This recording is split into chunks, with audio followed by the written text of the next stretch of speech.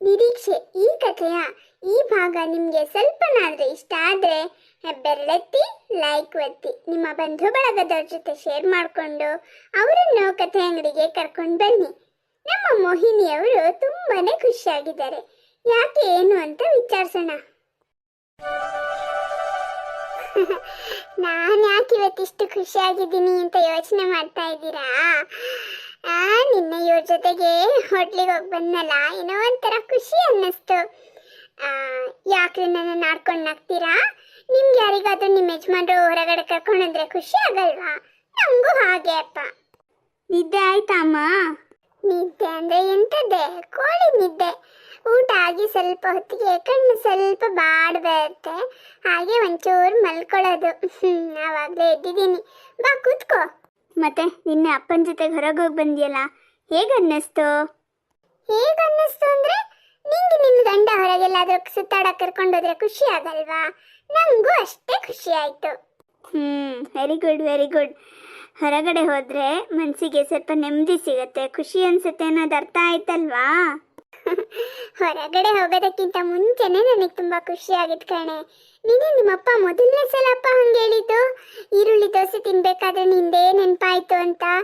ಇಷ್ಟು ವರ್ಷದಿಂದ ಅವರು ಅಲ್ಲಿ ಇಲ್ಲಿ ಸುತ್ತಾಡ್ತಾನೆ ಇದ್ದಾರಲ್ಲ, ಒಂದು ದಿನಕ್ಕೂ ಈ ಥರ ಹೇಳಿರ್ಲಿಲ್ಲ. ಇವತ್ತು ಮೊದಲನೇ ಸಲ ಹೇಳಿದ್ದವರು. ತುಂಬಾ ಖುಷಿ ಆಯ್ತು. ಅದಕ್ಕೆ ಅವ್ರು ಕರೆದಾಗ ಇನ್ನು ಬರಲ್ಲ ಅಂತ, ಚೆನ್ನಾಗಿರಲ್ಲ ಅಂತ ಹೋದೆ. ಹೋಗಿದ್ ಮತ್ತೆ ತುಂಬಾ ಒಳ್ಳೇದಾಯ್ತು ಸುಹಾಸಿನಿ.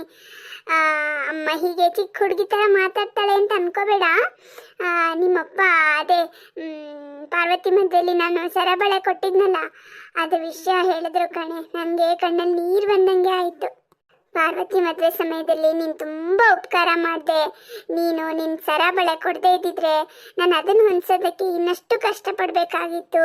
ಅದು ಮಾತ್ರ ಅಲ್ಲ, ನಿನ್ನ ಕೈಲಿದ್ದ ದುಡ್ಡನ್ನೆಲ್ಲ ನಾನು ಕೊಟ್ಬಿಟ್ಟೆ. ತುಂಬ ಉಪಕಾರ ಆಯಿತು. ನಾನು ನಿನಗೆ ಒಂದು ಥ್ಯಾಂಕ್ಸ್ ಹೇಳಿಲ್ಲ, ಬೇಜಾರು ಮಾಡ್ಕೋಬೇಡ. ಆದರೆ ಇನ್ನೊಂದು 5-6 ತಿಂಗಳಲ್ಲಿ ನಿನಗೆ ಮತ್ತೊಂದು ಸರಬಳೆ ಮಾಡಿಸೋಣ ಅಂದರು. ನಾನು ಬೇಡವೇ ಬೇಡ ಅಂದೆ. ನೀವಿಷ್ಟು ಹೇಳಿದ್ರಲ್ಲ, ನನಗೆ ಅಷ್ಟು ಐಶ್ವರ್ಯ ಕೊಟ್ಟಂಗಾಯಿತು. ಅದೆಲ್ಲ ಏನು ಬೇಡ, ದುಡ್ಡಿದ್ರೆ ಹಾಗೆ ಬ್ಯಾಂಕಲ್ಲಿ ಇಟ್ಟಿರಿ. ಮುಂದೆ ನಮ್ಗೆ ಏನಾದ್ರು ಹುಷಾರಿಲ್ಲ, ಏನಾದರೂ ಒಂದು ಕಷ್ಟ ಕಾಲ ಅಂದರೆ ಸಹಾಯಕ್ಕೆ ಬರುತ್ತೆ. ಈಗ ಸರಬಳೆ ಎಲ್ಲ ಹಾಕೊಂಡು ನಾನು ಎಲ್ಲಿಗೆ ಹೋಗಬೇಕು? ಈ ವಯಸ್ಸಾದ ಕಾಲಕ್ಕೆ ಅವೆಲ್ಲ ನಂಗೆ ಬೇಡವೇ ಬೇಡ. ಏನಾದರೂ ಕಷ್ಟ ಕಾಲದಲ್ಲಿ ಹಣ ಇದ್ದರೆ ನಮ್ಮ ಸುಧನ್ವಂಗೂ ಸ್ವಲ್ಪ ಹೆಲ್ಪ್ ಆಗುತ್ತಲ್ಲ ಅಂತೆಲ್ಲ ಅಂದೆ. ಅದನ್ನು ಕೇಳಿ ಅವ್ರಿಗೆ ಇನ್ನೂ ಖುಷಿ ಆಯಿತು. ನೀನಂತ ಹೆಂಡತಿನ ಪಡೆದಿದ್ದಾಗ ನಾನು ತುಂಬ ಪುಣ್ಯ ಮಾಡ್ತೀನಿ ಅಂತೆಲ್ಲ ನನ್ನನ್ನು ಒಂದಷ್ಟು ಹೊಗಳಿದ್ರು ಕಣೆ. ಮೊದಲನೇ ಸಲ ಅಪ್ಪ ಹೀಗೆ ಮಾತಾಡಿದ್ದು. ನನಗೆ ಗೊತ್ತು ಇದೆಲ್ಲ ನಿಂದೆ ಕಿತಾಪತಿ ಅಂತ. ನಾನು ಅಪ್ಪಂಗೇನು ಹೇಳಿಲ್ಲ, ಹಿಂದಿಂದೆಲ್ಲ ಒಂದು ಸ್ವಲ್ಪ ನೆನ್ಪು ಮಾಡಿಸ್ದೆ ಅಷ್ಟೇ. ಅಪ್ಪಂಗೆ ಅವಾಗ ಪುರ್ಸೊತ್ತಿರಲಿಲ್ಲ ಇದನ್ನೆಲ್ಲ ಹೇಳ್ಕೊಳ್ಳೋಕ್ಕೆ. ಈಗ ಪುರ್ಸೊತ್ತು ಸಿಕ್ಕಿದೆ, ಹೇಳ್ಕೊಂಡಿದ್ದಾರೆ. ಒಟ್ಟಿನಲ್ಲಿ ನಿನಗೆ ಖುಷಿ ಆಯ್ತಲ್ಲಮ್ಮ, ನನಗಷ್ಟು ಸಾಕು. ಅಪ್ಪ ಕರೆದಾಗೆಲ್ಲ ಹೀಗೆ ಹೋಗ್ತಾ ಇರು, ನಿನಗೆಷ್ಟು ಖುಷಿ ಆಗತ್ತೆ ನೋಡು. ಈ ಖುಷಿನ ಒಂದ್ಸಲ ಅನುಭವಿಸಿದ್ರೆ ಸಾಕಾಗಲ್ಲ, ಪ್ರತಿ ಸಲನೂ ಅನುಭವಿಸ್ಬೇಕಲ್ವಾ? ನೀನು ಖುಷಿಯಾಗಿದ್ದರೆ ಮನೆಯಲ್ಲಿ ಎಲ್ಲರೂ ಖುಷಿಯಾಗಿರ್ತಾರೆ. ಆಮೇಲೆ ವಾಕಿಂಗ್ ಹೋಗೋದನ್ನು ರೂಢಿ ಮಾಡ್ಕೊಳ್ಳಮ್ಮ. ಮನೆಯಲ್ಲೇ ಕೂತಿದ್ರೆ ಮೈ ಮನಸ್ಸು ಎರಡು ಜಡ್ಡುಗಟ್ಟಿ ಹೋಗುತ್ತೆ. ನಿಮಗೆ ಹೆಂಗಸರು ಪರಿಚಯ ಇಲ್ಲ ಅಂತ ಹೇಳಂಗೆ ಇಲ್ಲ. ಎಲ್ಲರೂ ನಮ್ಮ ಊರ ಮನೆಯವರು. ಬೇರೆ ಊರಿಂದ ಏನು ಇಲ್ಲಿ ವಾಕಿಂಗಿಗೆ ಬರ್ತಾರಾ? ಎಲ್ಲ ಇಲ್ಲಿರೋರೇ ಅಪ್ಪ. 1-2 ದಿನ ಮಾತಾಡ್ಸಿದ್ರೆ ಆಮೇಲೆ ಅವರು ನಿಮಗೆ ಕ್ಲೋಸ್ ಆಗ್ತಾರೆ. ಆಮೇಲೆ ನಿಮ್ಮದೇ ಒಂದು ಗುಂಪು ಕಟ್ಕೊಂಡು ಮಾತಾಡ್ಬೋದು, ನಿಮ್ಮ ಕಷ್ಟ ಸುಖನ ಹಂಚ್ಕೋಬೋದು. ಆಮೇಲೆ ನಿಂಗೆ ಗೊತ್ತಾಗುತ್ತೆ ಇವೆಲ್ಲ ಎಲ್ಲರ ಮನೆಯಲ್ಲೂ ಇದ್ದಿದ್ದೇನೆ, ಎಲ್ಲರ ಮನೆಗಿಂತ ನಮ್ಮ ಮನೆಯೇ ವಾಸಿ ಅಂತ ನೀನು ಅನ್ಕೋತೀಯ. ಆಗ ನಿಂಗೆ ನೀರಜನ ಮೇಲೆ ಒಂದು ಒಳ್ಳೆ ಅಭಿಪ್ರಾಯ ಬರುತ್ತೆ ನೋಡು. ನನಗೀಗ ನೀರಜನ ಮೇಲೆ ಒಳ್ಳೆ ಅಭಿಪ್ರಾಯ ಇಲ್ಲ ಅಂತ ಯಾರು ಹೇಳಿದ್ರೆ? ಈಗಲೂ ನನಗೆ ಅವಳ ಮೇಲೆ ಒಳ್ಳೆ ಅಭಿಪ್ರಾಯ ಪ್ರೀತಿ ಇದೆ. ಆದರೆ ಅವಳು ಮಾಡೋ ರೀತಿಗೆ ನನಗೆ ಸಿಟ್ಟು ಬರುತ್ತೆ ಅಷ್ಟೇ ಕಣೆ. ಅವಳು ಸರಿ ಹೋಗಬೇಕು ಅಂದರೆ ಮೊದಲು ನೀನು ಸರಿ ಹೋಗಬೇಕಮ್ಮ. ನೀನು ಅವಳಿಗಿಂತ ವಯಸ್ಸಲ್ಲಿ ಎಷ್ಟು ದೊಡ್ಡವಳು, ಎಷ್ಟೆಲ್ಲ ಅನುಭವ ಇದೆ. ನೀನು ಕೂಡ ಅವಳ ಹಾಗೆಯೇ ಬೇರೆ ಮನೆಯಿಂದ ಬಂದವಳು ಅಲ್ವಾ? ಅಪ್ಪ ಅಮ್ಮನ್ನ ಬಿಟ್ಟು ಬರುವಾಗ ಎಷ್ಟು ಕಷ್ಟ ಆಗತ್ತೆ ಅನ್ನೋದು ನಿಂಗೆ ಗೊತ್ತು. ನಮ್ಮ ಅಜ್ಜಿ ಅಂದರೆ ನಿನ್ನತ್ತೆ ಯಾವಾಗಲೂ ನಿನಗೆ ಪಿರಿ ಕಿರಿಕಿರಿ ಮಾಡ್ತಿದ್ರು. ಆಗ ನಿನಗೆಷ್ಟು ರಗಳೆ ಆಗ್ತಿತ್ತು, ನಿಂಗೆಷ್ಟು ಬೇಜಾರಾಗ್ತಿತ್ತು ಅದೂ ಗೊತ್ತು. ಆಮೇಲೆ ನೀನು ಒಂದು ಹೆಣ್ಣನ್ನು ದಾರೆ ಎರೆದು ಬೇರೆ ಮನೆ ಕೊಟ್ಟಿದ್ಯಾ, ಆ ನೋವು ಸಂಕಟ ಕೂಡ ನಿಂಗೆ ಗೊತ್ತು. ನಿಂಗೆ ಗೊತ್ತಿಲ್ಲದೆ ಇರೋದು ಏನೂ ಇಲ್ಲ. ಇದು ಯಾವುದನ್ನು ಅರ್ಥ ಮಾಡ್ಕೊಳ್ದೆ ನೀನು ನೀರಜನ ಮೇಲೆ ಸುಮ್ಮನೆ ಕೋಪ ತೋರಿಸೋದು ಒಳ್ಳೇದಲ್ಲ ಅಮ್ಮ. ಈಗ ಅವಳೇ ನಿನಗೆ ಮಗಳು, ಅವಳೇ ಸೊಸೆ.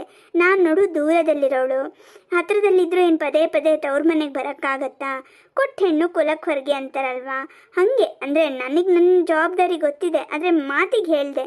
ಹಿಂಗೆ ಏನೇ ಕಷ್ಟ ಸುಖ ಇದ್ರೂ ಅವಳೇ ಅಲ್ವಾ ಅಮ್ಮ. ಅಯ್ಯಯ್ಯೋ, ನೀನ್ ಮಾತಾಡೋದು ನೋಡಿದ್ರೆ ನಾನು ಅವಳಿಗೆ ಕೊಡಬಾರ್ದು ಕಷ್ಟ ಕೊಡ್ತಾ ಇದ್ದೀನಿ. ಏನ್ ಬೇಕು? ನಾನಂತದ್ದೇನೇ ಮಾಡಿದ್ದೀನಿ ಅವಳಿಗೆ?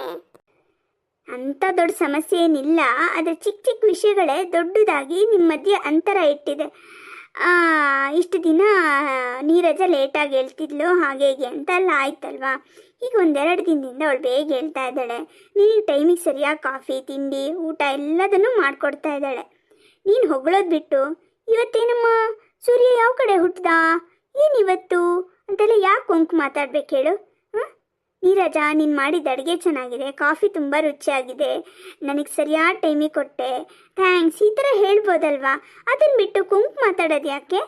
ಹಾಂ, ಅಷ್ಟೇ ಅಲ್ಲ, ಮೊನ್ನೆ ನೋಡಿದ್ರೆ ಫೋನಲ್ಲಿ ಪೂರ್ಣಿಮತ್ತೆ ಹತ್ರ ಇವಳ ಬಗ್ಗೆ ಇಲ್ಲಿಸೆಲ್ಲದು ಹೇಳ್ತಾ ಇದೆಯಾ. ಆ ಪೂರ್ಣಿಮತ್ತೆ ಎಂಥವ್ರು ಅಂತ ಗೊತ್ತಿದ್ದು ಅವ್ರ ಬಗ್ಗೆ ಅವ್ರ ಹತ್ರ ಇವಳ ಬಗ್ಗೆ ಮಾತಾಡ್ತಿದ್ಯಲ್ಲ, ಸರಿನಾ ಅಮ್ಮ? ನೀರಜಂಗ್ ಬೇಜಾರಾಗಬೇಕು ಅಂತ ನಾನು ಹೀಗೆಲ್ಲ ಮಾತಾಡಿದ್ದಲ್ಲ ಕಣೆ. ಸಹಜವಾಗಿ ಬಂತು. ಸಾಮಾನ್ಯವಾಗಿ ಹಿಂಗೆ ಅಲ್ವಾ ಎಲ್ಲರೂ ಹೇಳೋದು. ಒಂದಿನ ವಿಚಿತ್ರ ಅಲ್ಲ, ವಿಶೇಷವಾಗಿ ಏನಾದರೂ ಮಾಡಿದ್ರೆ ಏನಪ್ಪ ಇವತ್ತು ಭಾರಿ ಕೆಲಸ ಮಾಡಿದ್ಯಾ, ಸೂರ್ಯ ಯಾವ ದಿಕ್ಕಲ್ಲಿ ಹುಟ್ಟ ಅಂತಲೂ ಹೇಳ್ತಾರಲ್ವಾ. ನಾನು ಹಾಗೆ ಸಹಜವಾಗಿ ಹೇಳಿದ್ದು. ಇನ್ನು ನಿನ್ನ ಪೂರ್ಣಿಮತ್ತೆ ಹತ್ರ ಏನೋ ಮಾತಿಗೆ ಬಂತು, ಹಾಗೆ ಸಹಜವಾಗಿ ಹೇಳಿದೆ ಅಷ್ಟೇ ಕಣೆ. ಸರಿ, ನೀನು ಸಹಜವಾಗಿ ಮಾತಾಡಿದ್ದೀನಿ ಅಂತ ಅಂದ್ಕೊಂಡಿದ್ಯಲ್ವಾ? ಇದೇ ರೀತಿ ನೀರಜ ಕೂಡ ಅವಳ ಸಂಬಂಧಿಕರ ಹತ್ರ ಹೀಗೇನಾದರೂ ಸಹಜವಾಗಿ ಅಂತ ಮಾತಾಡಿದರೆ ನಿನಗೇನಾದರೂ ಕಿವಿಗೆ ಬಿದ್ದರೆ ಆಗ ನೀನು ಸುಮ್ಮನಿರ್ತೀಯಾ? ಸುಮ್ಮನಿದ್ರೂ ನಿನ್ನ ಮನಸ್ಸಲ್ಲಿ ಬೇಜಾರಾಗಲ್ವಾ, ದುಃಖ ಆಗಲ್ವಾ? ಅದು ಹಾಗಲ್ಲ. ನೋಡು, ನಿಂಗೆ ಉತ್ತರ ಕೊಡೋಕ್ಕೆ ಗೊತ್ತಾಗಿಲ್ಲ ಅಂದರೆ ನಿಂಗೂ ಬೇಜಾರಾಗತ್ತೆ ಅಂತ. ನಿನ್ನ ಹಾಗೆ ಅವಳು ಕೂಡ ಮನುಷ್ಯಳಲ್ವಾ? ನಿನಗೆ ಯಾವ್ಯಾವ ವಿಚಾರಕ್ಕೆ ಹೆಂಗೆ ಬೇಜಾರಾಗುತ್ತೋ ಅವಳಿಗೂ ಹಾಗೆ ಆಗತ್ತಲ್ವಾ? ಅದನ್ನು ನೀನು ಅರ್ಥ ಮಾಡ್ಕೋಬೇಕಮ್ಮ. ನಿನ್ನ ಪ್ರಕಾರ ನೀನು ಸಹಜವಾಗೇ ಹೇಳಿದ್ದೀನಿ ಅಂತ ಅಂದ್ಕೊಂಡಿರ್ಬೋದು, ನೀರಜಂಗೂ ಇಲ್ಲಿ ಕೇಳಿಸ್ದೇ ಇರ್ಬೋದು. ಆದರೆ ಕೇಳಿಸ್ಕೊಂಡವರು, ನಿನ್ನ ಹತ್ರ ವಿಷಯ ತಿಳ್ಕೊಂಡಿರೋರು ಸುಮ್ಮನೆ ಇರ್ತಾರಾ? ಅಲ್ಲಿಂದ ಇನ್ನೊಬ್ರಿಗೆ ಹೇಳ್ತಾರೆ. ಹೀಗೆ ಕಿವಿಯಿಂದ ಬಾಯಿಗೆ, ಬಾಯಿಯಿಂದ ಕಿವಿಗೆ ಹೋಗಿ ಕೊನೆಗೆ ಅದು ನೀರಜನ ಹತ್ರನೇ ಬರುತ್ತೆ. ಆಗ ಅವಳಿಗೆ ಎಷ್ಟು ಬೇಜಾರಾಗತ್ತೆ. ವಿಷಯ ಕಡ್ಡಿ ಹೋಗಿ ಗುಡ್ಡ ಆಗಿರುತ್ತೆ. ಅವೆಲ್ಲ ಕೋಪ ಅವಳು ಯಾರ ಮೇಲೆ ತೀರಿಸ್ಕೋತಾಳೆ? ನಿನ್ನ ಮೇಲೆ. ಅಕಸ್ಮಾತ್ ನೀರಜ ಏನಾದ್ರು ತಪ್ಪು ಮಾಡಿದರೆ ನೀನು ಹೀಗೆ ಮಾಡಿದ್ಯಮ್ಮ ಅಂತ ಹೇಳಿ ಅಲ್ಲಿಗೆ ಬಿಟ್ಬಿಡು, ಆಗೋಯ್ತಲ್ವಾ? ಇದೇ ತಪ್ಪನ್ನು ನಾನೇನಾದರೂ ಮಾಡಿದರೆ ನೀ ನನಗೆ ಒಂದೆರಡು ಪೆಟ್ಟು ಕೊಡ್ಬೋದಿತ್ತು, ಇಲ್ಲ ಬೈಬೋದಿತ್ತು. ಆದರೆ ಬೇರೆಯವ್ರ ಹತ್ರ ಹೇಳ್ಕೊತಿದ್ಯಾ? ಇಲ್ಲ ಅಲ್ವಾ? ಮಗಳಿಗೊಂದು ನ್ಯಾಯ, ಸೊಸೆಗೊಂದು ನ್ಯಾಯ, ಸರಿನಾ ಅಮ್ಮ ಇದು? ಅದಂತೂ ಹೋಗಲಿ. ನನಗೆ ಮದುವೆ ಆದ ಹೊಸದ್ರಲ್ಲಿ ನನ್ನ ನಾದಿನಿ ಬಂದಾಗೆಲ್ಲ ಜಗಳ ಮಾಡ್ತಿದ್ಲು. ಆಮೇಲೆ ಅತ್ತೆ ನನಗೆ ತುಂಬ ಚುಚ್ಚು ಮಾತಾಡ್ತಿದ್ರು. ಹೀಗೆ ನಾನೇನಾದರೂ ಹೇಳ್ಕೊಂಡು ನಿನ್ನ ಹತ್ರ ಹತ್ತಾಗ ನೀನೇನು ಮಾಡ್ತಿದ್ದೆ ಹೇಳು? ನಮ್ಮ ಅತ್ತೆಗೆ ಶಾಪ ಹಾಕ್ತಿದ್ದೆ, ಹೌದು ಅಲ್ವಾ? ಅವರಿಗೂ ಹೆಣ್ಮಕ್ಳಿದ್ದಾರೆ, ನನ್ನ ಮಗಳಿಗೆ ಕೊಟ್ಟು ಶಿಕ್ಷೆ ಅವ್ರ ಮಗಳಿಗೂ ಸಿಕ್ಕೇ ಸಿಗತ್ತೆ ಅಂತೆಲ್ಲ ಶಾಪ ಹಾಕ್ತಿದ್ದೆ ತಾನೇ? ಈಗ ನೀನು ನೀರಜಂಗೆ ಗೋಳು ಹೊಯ್ಕೊಂಡ್ರೆ ಅವರ ಅಪ್ಪ ಅಮ್ಮನೂ ನನಗೆ ಹಾಗೆ ಶಾಪ ಹಾಕ್ತಾರಲ್ವಾ ಅಮ್ಮ? ನೀನು ಹೇಳೋದು ಹೌದು ಕಣೆ. ಆದ್ರೆ ನೀರಜಂಗೆ ತಿಳಿಸಿ ಬುದ್ಧಿ ಹೇಳಿದ್ರೆ ಸಿಟ್ಟು ಮಾಡ್ಕೋತಾಳೆ ಕಣೆ. ನೀನು ಹೇಳೋ ರೀತಿಲಿ ಹೇಳಿದ್ರೆ ಅವಳು ಯಾಕಮ್ಮ ಸಿಟ್ಟು ಮಾಡ್ಕೊತಾಳೆ? ನೀನು ಏನೋ ಒಂದು ಬುದ್ಧಿ ಮಾತು ಅಂತ ಹೇಳ್ತೀಯ, ಅಷ್ಟಕ್ಕೆ ಸುಮ್ಮನಾಗ್ತೀಯಾ? ಏನೋ ಒಂದು ಬುದ್ಧಿಗೆ ಅಂತ ಹೇಳಿದೆ, ಸಿಟ್ಟು ಮಾಡ್ಕೋಬೇಡ. ಏನು ಮಾಡೋದಮ್ಮ, ವಯಸ್ಸಾಗಿದೆ ನನಗೆ, ನನ್ನ ನಾಲ್ಗೆ ಸುಮ್ಮನೆ ಇರಲ್ಲ, ಮಾತಾಡ್ಬಿಟ್ಟೆ, ಕೋಪ ಮಾಡ್ಕೋಬೇಡ ಅಂತ ಪದೇ ಪದೇ ಹೇಳಿದ್ರೆ ಯಾರಿಗಾದರೂ ಸಿಟ್ಟು ಬರುತ್ತೆ. ಅಜ್ಜಿನೂ ಹೀಗೆ ತಾನೇ ಮಾತಾಡ್ತಾ ಇದ್ದಿದ್ದು, ಆಗ ನಿನಗೆ ಸಿಟ್ಟು ಬರ್ತಿರ್ಲಿಲ್ವಾ? ನೀನು ಸ್ವಲ್ಪ ನೀರಜನ ಪರಿಸ್ಥಿತಿನೂ ಅರ್ಥ ಮಾಡ್ಕೊಮ್ಮ. ನೀನು ಈ ಮನೆಗೆ ಮದುವೆಯಾಗಿ ಬಂದವಳು, ನಾನು ಕೂಡ ಮದುವೆಯಾಗಿ ಇನ್ನೊಂದು ಮನೆಗೆ ಹೋಗಿದ್ದೀವಿ. ನಮಗೆ ನಮ್ಮ ಗಂಡನ ಮನೇಲಿ ಏನಾದ್ರು ಕಷ್ಟ ಇದ್ದರೆ ತವ್ರ ಮನೆಯವ್ರ ಹತ್ರ ಹೇಳ್ಕೊಬೋದಿತ್ತು. ನೀನು ನಿನ್ನ ಅಮ್ಮನ ಹತ್ರ ಹೇಳ್ಕೊತಾ ಇದ್ದೆ, ನಾನು ನಿನ್ನ ಹತ್ರ ಹೇಳ್ಕೊತಾ ಇದ್ದೆ. ಆದರೆ ನೀರಜಂಗೆ ಬೇಡ ಬೇಡ ಅಂದರೂ ಕೇಳದೆ ಸುಧನ್ವನ್ನ ಲವ್ ಮಾಡಿ ಮದುವೆ ಮಾಡ್ಕೊಂಡು ಇಲ್ಲಿಗೆ ಬಂದಿದ್ದಾಳೆ. ಈಗ ಅವಳೇನಾದರೂ ಅವಳ ಕಷ್ಟ ಹೇಳ್ಕೊಂಡ್ರೆ ಅವರು ಪರಿಹಾರ ಹೇಳ್ತಾರಾ, ಸಮಾಧಾನ ಮಾಡ್ತಾರಾ? ನೀನೇ ಮಾಡ್ಕೊಂಡಿದ್ದು ಅನ್ಬೋಸು ಅಂತಾರೆ. ಹಾಗಾಗಿ ಅವಳಿಗೆ ಅವಳ ಅಮ್ಮನ ಹತ್ರ, ಫ್ರೆಂಡ್ಸ್ ಹತ್ರ, ಯಾರ ಹತ್ರನೂ ಹೇಳ್ಕೊಳ್ಳೋ ಹಾಗಿಲ್ಲ. ಇಲ್ಲಿ ನೀನು ಈ ಥರ ಮಾಡಿದರೆ ಅವಳು ಯಾರ ಹತ್ರ ತನ್ನ ಕಷ್ಟ ಸುಖನ ಹೇಳ್ಕೋಬೇಕು ಹೇಳು? ನನಗೂ ಮದುವೆ ಆದ ಹೊಸರಲ್ಲಿ ಅಲ್ಲಿ ಹೊಂದ್ಕೊಳ್ಳೋಕೆ ತುಂಬ ಕಷ್ಟ ಆಗ್ತಾಯಿತ್ತು. ನಾನೇನಾದ್ರು ಹತ್ತು ಕರೆದು ನಿನ್ನ ಹತ್ರ ಹೇಳ್ಕೊಂಡ್ರೆ ನೀನೇನು ಹೇಳ್ತಿದ್ದೆ?